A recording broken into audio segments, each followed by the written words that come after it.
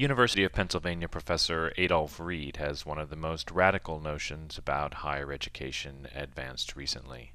He thinks higher education should be free. And it should be available to everyone as a right in exactly the same way that K through 12 education is. Anybody who wants to pursue post-secondary education should be able to, without constrained by ability to pay. And the way to do that, as we see it, is that the federal government should pay all tuition and fees for all students enrolled in public colleges and universities, 2-year, 4-year, full-time, part-time, graduate, undergraduate.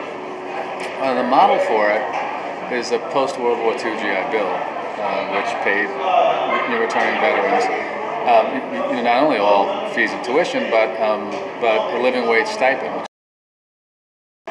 And the laughable thing about it is that it's so cheap. It's so unbelievably cheap. The last year for which I looked at the numbers, which is a couple of years ago at this point, but the total cost of tuition and fees for all students enrolled, again, 2-year, 4-year, full-time, part-time, in public colleges and universities was only about $35 billion. And that's a drop in the bucket. It's the kind of sum I often say that Congress passes out as a tip in corporate welfare. So, yeah, all right, so you got like $900 billion, so just take another $40 billion for the cab ride home.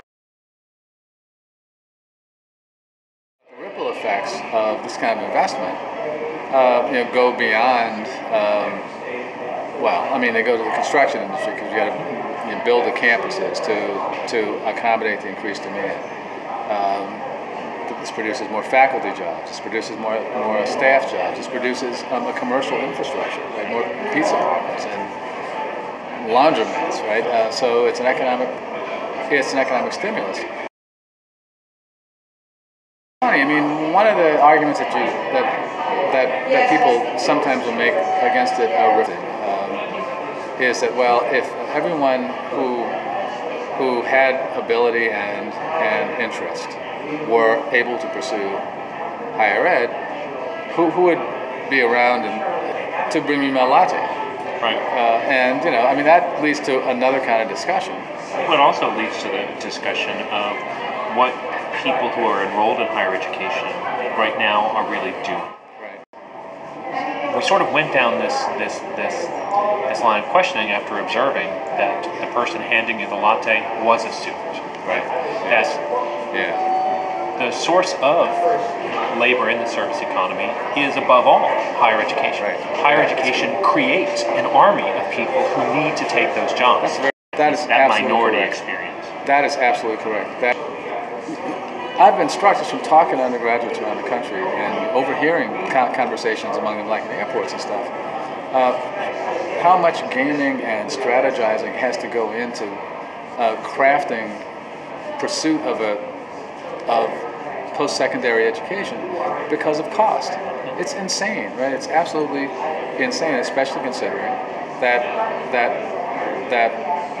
the tuition and fees bill for public institutions is so laughably low.